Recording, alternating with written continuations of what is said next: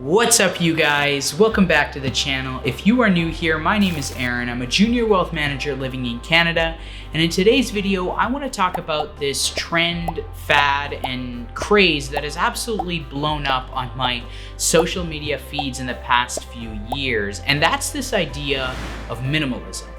We're going to take a deeper dive into seeing what minimalism actually is, and more importantly, how it can drastically change our financial lives and really get us on that road to building long-term wealth.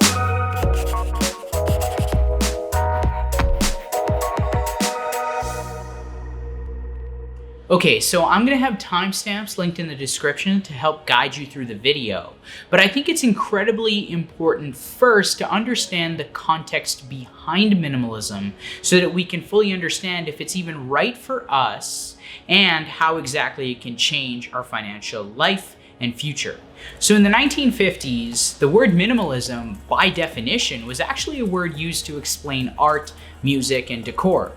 Whereas now it's basically a label that society tends to put on millennials or hipsters or other classes that basically wear the same shirt every single day of the week or live in 200 square foot apartments or vans, and basically anything that categorizes intensive simplicity or complete clutter-free priorities. But see, out of all the different definitions that are out there, based on the research that I did, the main theme that I picked up was that minimalism is about detaching from the materialistic objects of this world so that you can deepen your attachments with the sentiments in your life that you weight as important to you. I read this one quote that states that minimalism isn't about having a lack of something, rather that it's about having the perfect amount of something.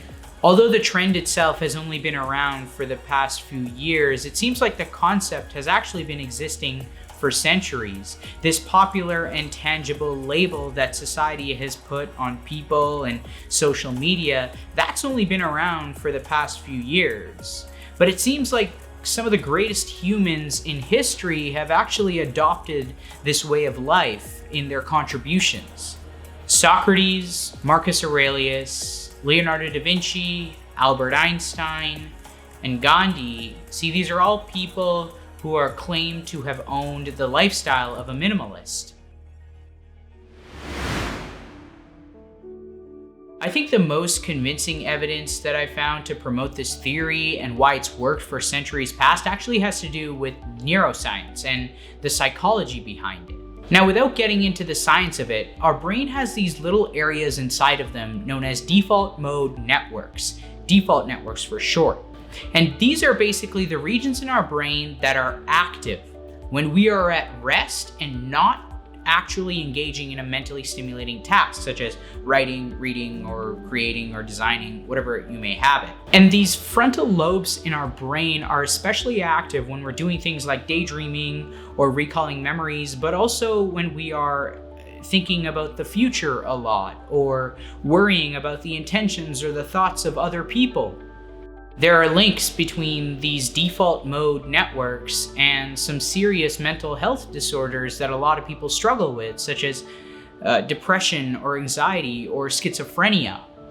So pulling this back to minimalism here, we can see how the lifestyle of a minimalist has a lot of benefits because we're not constantly thinking and worrying about being able to afford the next iPhone or cleaning up our room or what we looked like in that picture that was posted on Instagram last week. What is financial minimalism? So as minimalists adapt this way of life to their style, their thinking, and their priorities, it only seems fitting that they adapt it to their personal finances as well. Minimalism is about having as little as you require, and that means different things to different people. I think it's important to note that minimalism is not about being cheap. It's about allocating your wealth towards the things that you actually love. Embracing frugality. Because there's this detachment towards materialistic things, you are naturally spending less and living below your means. Frugality has an inexpensive price tag. You buy simple things rather than expensive things and material objects that can easily rack up your credit card. You have less temptation and access towards poor financial habits, and fighting that urge for online shopping is a whole lot easier when you don't get that dopamine spike of hitting that add to cart button.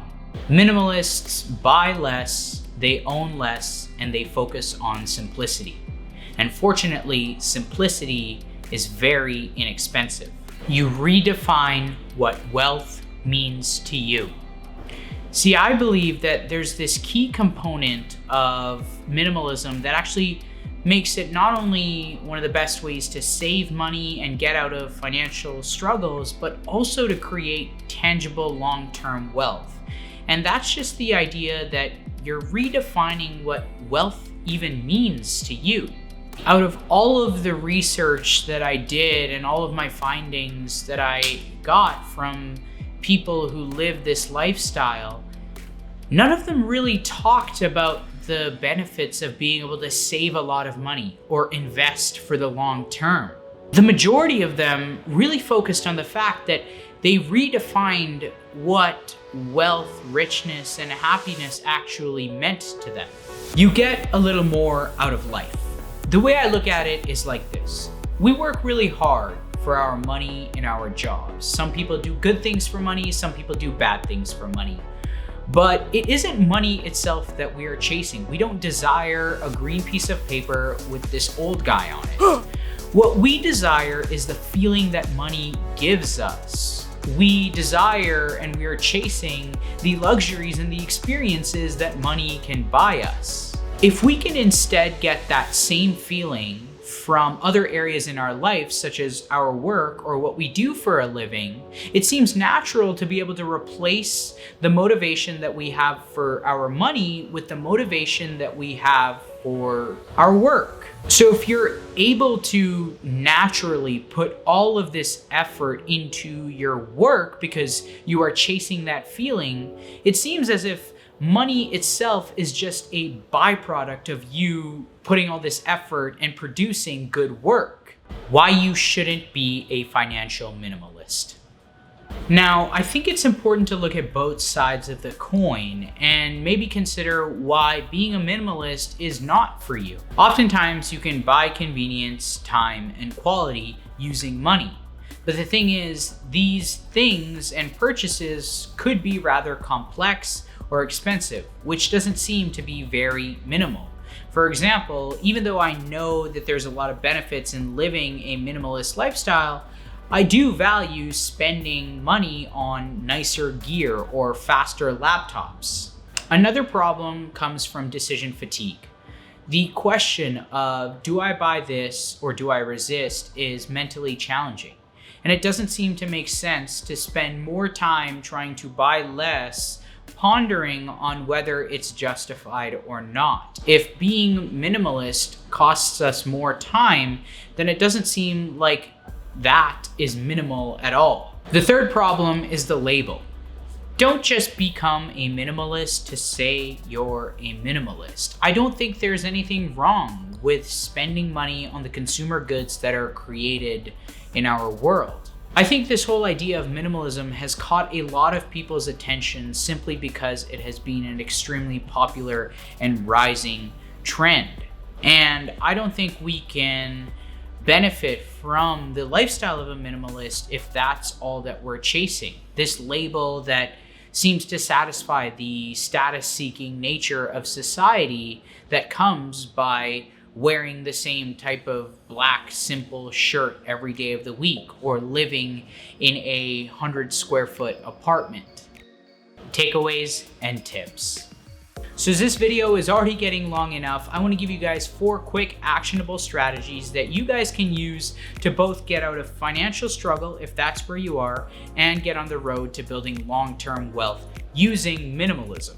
Tip number 1 is to sell the things that you no longer need. I've done a video in the past where I go through what's called Pareto's 80-20 principle.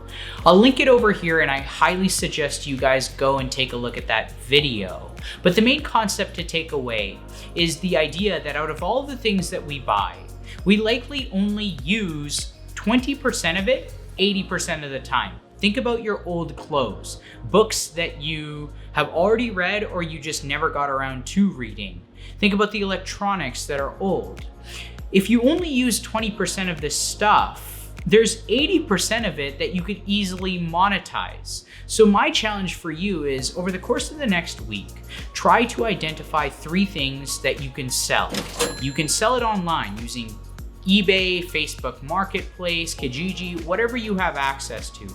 Time yourself on how fast you can sell it, and then repeat that same process once you're done, trying to beat your last time. The big value here is that you'll tend to build this minimalist way of thinking of every time you find something, you'll ask yourself, why did I buy that? Why did I need that? And can I do better next time? Tip number 2 is to declutter your finances like a minimalist. I want you to take no longer than 1 hour, sit down and assess your financial situation.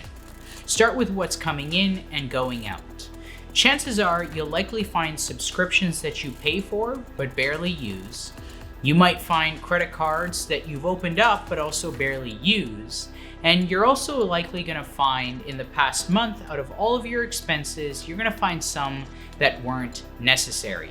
Once this is done, look at what is absolutely necessary, get rid of everything else, and then consolidate and automate.